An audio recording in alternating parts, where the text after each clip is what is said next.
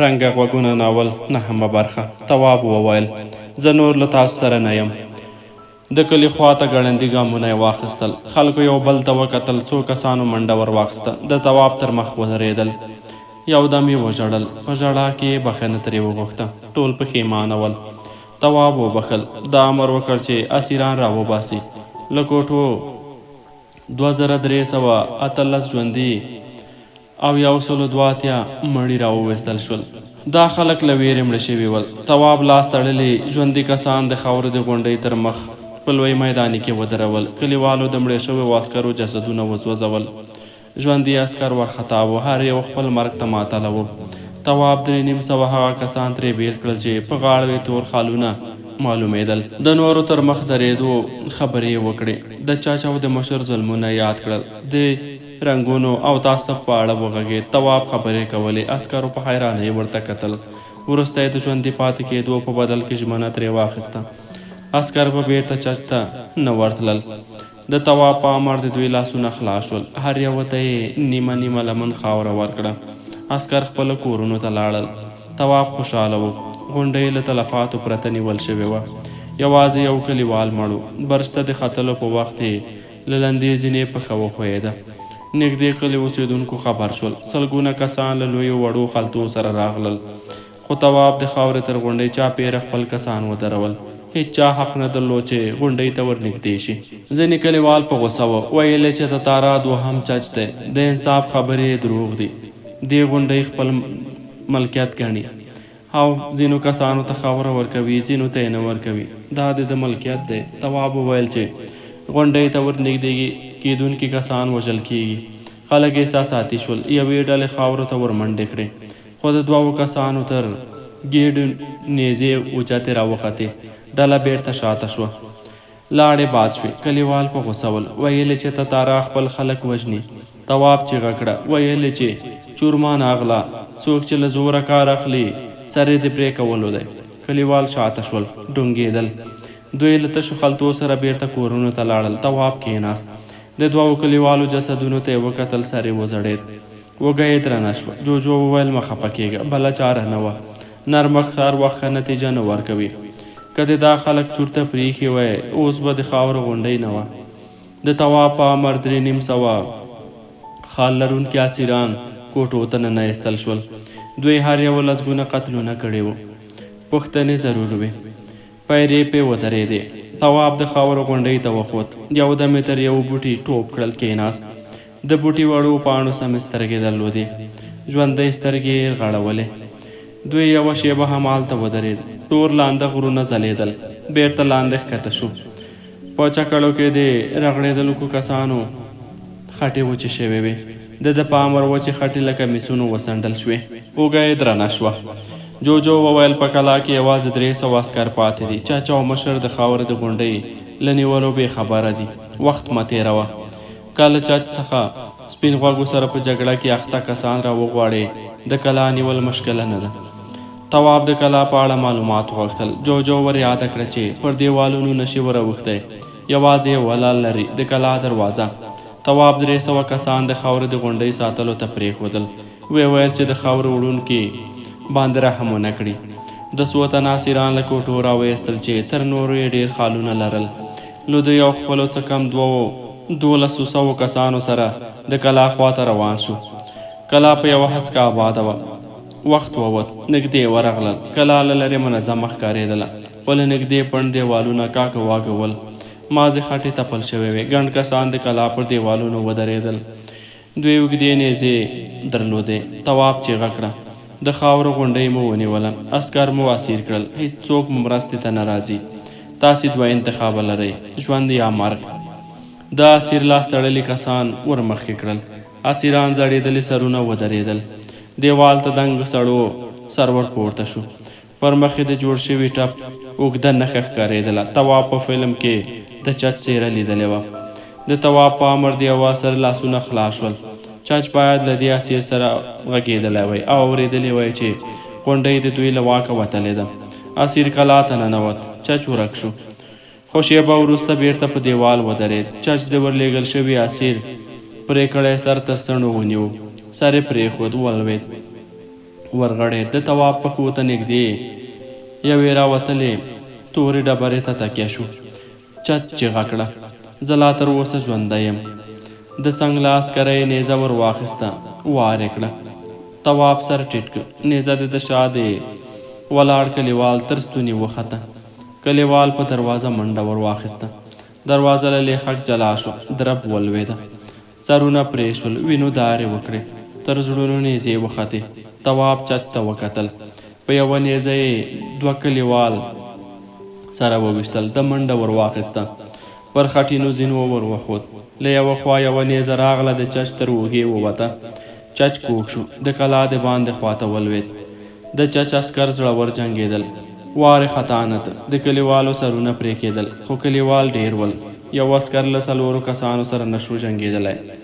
له وسه یې ووته. ځینې ووژل شول، ځینې وتښتېدل، ځینو نیزې واچولې. چوپه چوپتیا شوه، یوازې د زخمیانو زګېروي ختل. تواب شاوخوا وکتل، خړ دیوالونه په وینو سره ول. تواب له دروازې ووت. پر چچ ګڼ کلیوال ورټول ول. د لغتو وار نه کېده پې. تواب خلک پورې وهل. د چچ په غاړه ورپروت کلیوال یې تر وږې ونیو کشې کړ. د سړي په تېرو غاښونو کې د چچ د غاړې را پرې کړې ژوندۍ رګه وینه نښتې وه. د چچ غاړه خوړل شوې وه، خو لا هم ژوندی و. غټې ورخټا سترګې یې یو بلې خوا ته غړولې. تواب د هغه په غاړه لاس کېښود. وینې دارې وهلې، له تم کېدو وتلې وې. چچ 2 ځله خوله خلاصه کړه. سترګې یې یوې خوا ته کږې شوې. تواب یې وږه وخوځوله. حرکت یې نه درلود، مړ و. یوه کلیوال غټه ډبره ور پورته کړه. تواب غېږ ترې وګرځوله. سړی یې پورې وهم. ډبره ولوېده. سړي چیغه کړه. زنګنونه یې پر ډبرو ولګول. ویې ژړل. په ژړا کې یې وویل چې چچ یې اول لور بې عزته کړه، بیا یې مخ پر ډبره ور وویشت. تواب د هغه غوږ ونیو. ور ویې وویل، پوهېږم، خو زموږ په اصولو کې د مړې بې عزتي نشته. روان شو. دربا یې واورېده. شاته یې وکتل. کلیوالو د چچ مړی په ډبرو وویشت. تواب کلا ته ننوت. لاس تړلی سړی یې ورته راوست. د په لومړي ځل په دې سیاره کې له خپل قد سره برابر نارینه لید. سړی د تورو غوږونو مشر و. یو ځوان راغی. تواب ته یې وویل چې اسیر نجونې له کوټې نشي راوتلی، لوڅې لپړې دي. د تواب په امر له لوڅو لپړو کمیسونه ورتاو شول. کمیسونه یې نجونو ته ور ولېږل. تواب شاوخوا وکتل. غټه کلا تشه وه. یوازې یو دیوال ته 2 اوږدې کوټې ولاړې وې. له یوې کوټې اسیرې شوي نجونې راووتې. دوی د نارینه‌وو په وینو سره خړ کمیسونه اغوستي ول. وارخطا وې. پرې شوو سرونو ته یې کتل. تواب 2 ځوانانو ته وویل چې نجونې نږدې کلي ته ورسوي. نورو ته یې د تلفاتو د معلومولو وظیفه ورکړه.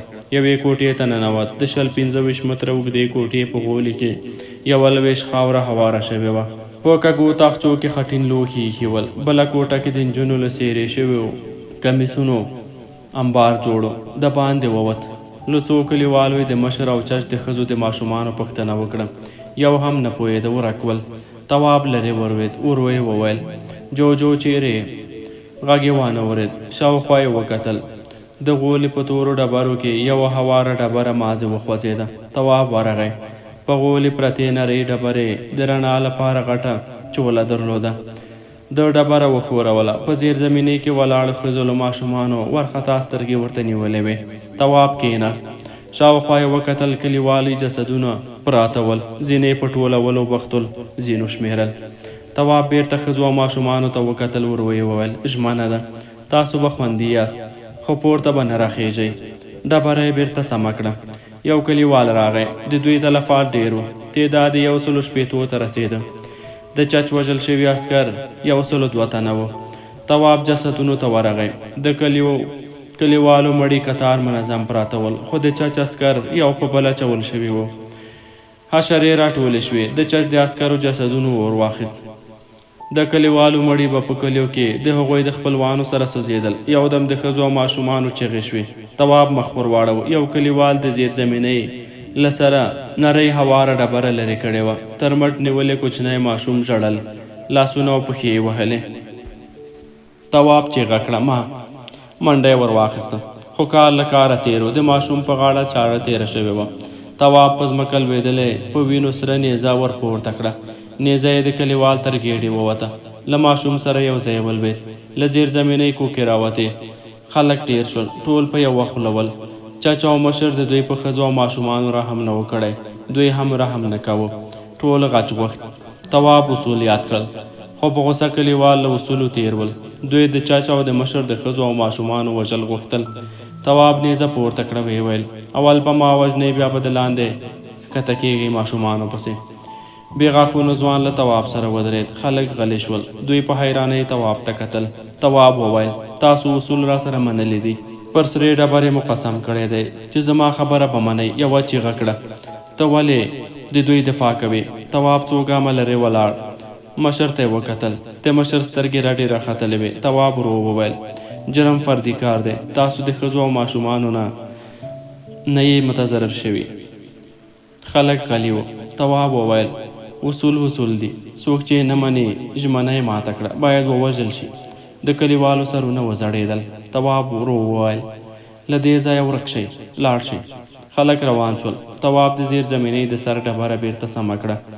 مشر ته ورغی. مشر په ډبره پروت په وینو لړلي ماشوم ته کتل ژړل یې. تواب ورو وویل څه دې کېده؟ هغه وویل زوی مې ده. تواب د مشر لاسونه ورخلاص کړل. له یوه کلیواله یې د حشر خل ته وغوښته. مشر تر مټ ونیو. مړه کوچنۍ ته یې ودرو. مشر خل ته ور واخیسته. د ماشوم جسد وسوځېد. تواب بیرته د سړي لاسونه ور وتړل. زیر زمینۍ ته یې ښکته کړ. د کلیوالو جنازې کلیو ته ولېږدول شوې. له غونډۍ احوال راغی. د تواب څلورو کسانو خاوره غلا کړې وه. غره ته ختلي وو. د دوو کلیوالو شخړه شوه. یوه دیواله جلا کړې لوټه وړله خو بل نه پرېښوده. درب شو. پر تورو ډبرو دوړه راوګرځېده. تواب پورته وکتل. بل چاړه په لاس کلیوال په دیوال ولاړو. لاندې د لوېدلې لوټې خاورو ته یې کتل. څو نورو کسانو هم دیوال ته چړې نیولې وې. د تواب اوږه درنه شوه. جوجو وویل حالات کابو که له کنټروله وځي. تواب په زینو وخوت. لوټه جلا. هغه کلیوال چې لوټه یې جلا کړې وه لاندې یې راواچوه. سړی په تورې ډبرې ولوېد. چیغې یې کړې. د خپل ورانه له سرو غوښو راوتلې سپین مات تېره هډوکي ته یې کتل. تواب چیغه کړه ولې پې خبر نه یاست؟ کلیوال له دیوالونو لرې ودرېدل. تواب وویل هغوی چې اصول نه مني نه یې غواړم تللی شي. د خلکو سرونه وځړېدل. یو هم له کلا ونوت. تواب له دیواله ښکته شو. د زیر زمینۍ تیږه یې وښوروله. مشر له ګڼو ښځو ځوانو نجونو او ماشومانو سره راووت. تواب ټول یوې کوټې ته وروستل. د کوټې د وره تر مخې 20 اعتباري کسان ودرول. ویې ویل چې که څوک ښځو او ماشومانو ته ورنږدې شو وبه یې وژني. دا امر وکړ چې له تورو ډبرو او خړو دیوالونو وینې پاکې کړئ. وخت ووت. وینې ورکې شوې. تواب 100 کسه د کلا په دیوالونو پرېښودل. مشر یې بې غاښونو ځوان ته ورکړ. له نورو سره نږدې کلي ته لاړ. په کلي کې د سوځېدلو غوښو بوی ته خلک په جګړه کې د وژل شویو خپلوانو مړو سوځولو ته ولاړ ول. تواب له یوه کوره نرۍ تراړه وربېله کړه. خولې ته یې ور واچوله. خپلو 50 کسانو ته یې د پاتې کېدو وویل. نور خپلو کورونو ته واستول. واړه زاړه ښځې او نارینه راغلل. ځینې یې له توابه خفه ول. ګیلې یې کولې. ویل چې د خاورو له غونډۍ د خاورو له وړلو منع شوي ول. خو عمومي وضعیت ښه و. خلک خوشحاله و. نور چاچا او مشر نه ول. د دوی ظلم ورباندې ډېر زیات شوی و. دوی ختم ول. تواب له نورو کلیو تور شو. ګیلې کمې وې. خوشحالي زیاته وه. خپل کلي ته ورسېد. خلک مخې ته ورغلل. خولې خلاصې وې. خندلې. تتارا د خلکو ژغورونکی ګاڼه. یوازې غنم رنګه نجلۍ نه ښکارېده. تواب ستړی و. خوب ورته ورغی. د بوډۍ په کوټه کې ویده شو. خو ډېر ژر یې سترګې رڼې کړې. خوب نه کېده. د کوټې تر مخې ګڼو ماشومانو نارې وهلې. تواب په دروازه کې کېناست. تور غوږونه او سپین غوږونه کوچنیانو په یو بل پسې منډې وهلې. لوبې یې کولې. خندلې. یو سپین غوږي ځوان د نوي راشنه شوي 2 متره کور دیوالونه تراشل. تواب غره ته وخوت. کېناست. پوس باد چلېده. په هواره ډبره پرېوت. سترګې یې پټې کړې. شناخته خندا یې واورېده. ور ویې وکتل. غنم رنګه نجلۍ له یو ځوان سره پورته ختله. تواب لاک رو پکړه. هسکو ډبرو ته ورغی. له یوې چولې یې ور وکتل. غنم رنګې نجلۍ ځوان له لاسه نیولی و. دواړو خندل او روان ول.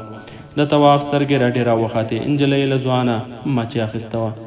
ځوان یې غاړې ته خوله ور نږدې کړې وه، خو نجلۍ یې پورې وهله. ویې خندل، منډه یې واخیسته. تواب تر هغو پسې کتل چې غنم رنګه نجلۍ په کلي ورګډه شوه.